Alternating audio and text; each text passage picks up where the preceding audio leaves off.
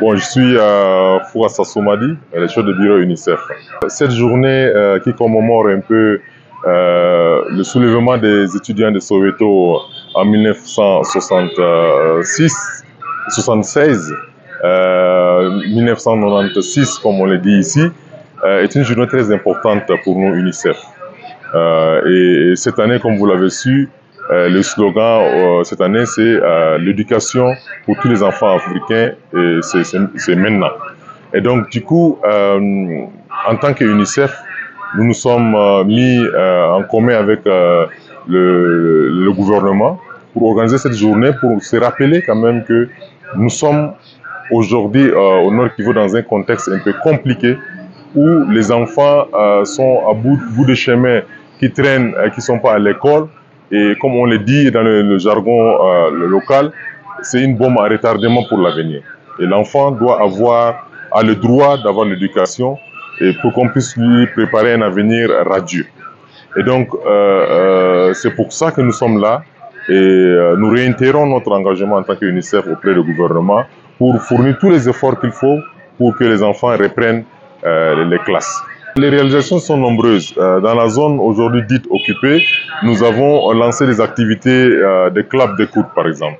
Et là, c'est jusqu'à plus de 11 000 enfants qui sont pris en charge, qui sont enseignés dans ces clubs d'écoute. Plus de 5 000 filles parmi les 11 000.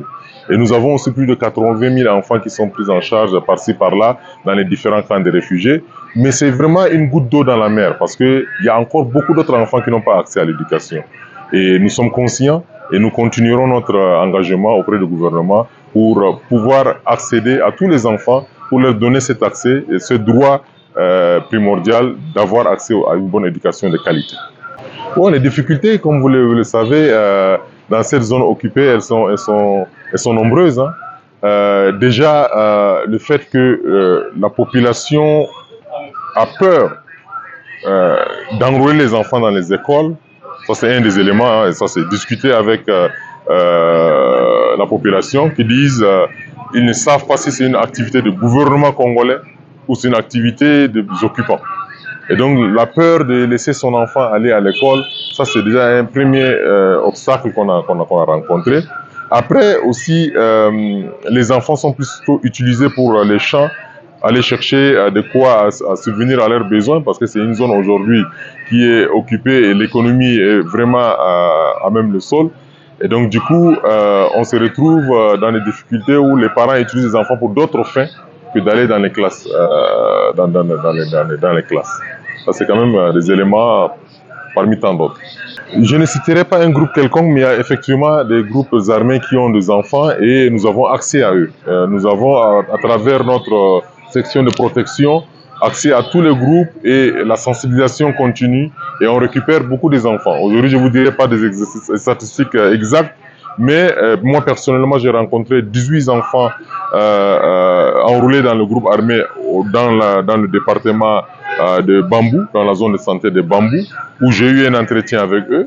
Et effectivement, on arrive quand même à les faire sortir de ces groupes-là. Et ça, c'est juste un exemple, mais il y en a d'autres sous d'autres cieux. Mais ce qui est sûr, les groupes comprennent.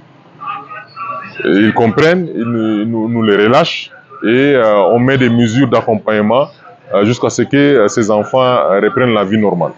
On les met dans les maisons, les ménages, comment dirais-je, d'accueil. Après, on leur demande de choisir un métier. Et après, on leur donne les moyens qu'il faut pour exercer ces métiers choisis, pour qu'ils reprennent la vie sociale comme tout autre enfant.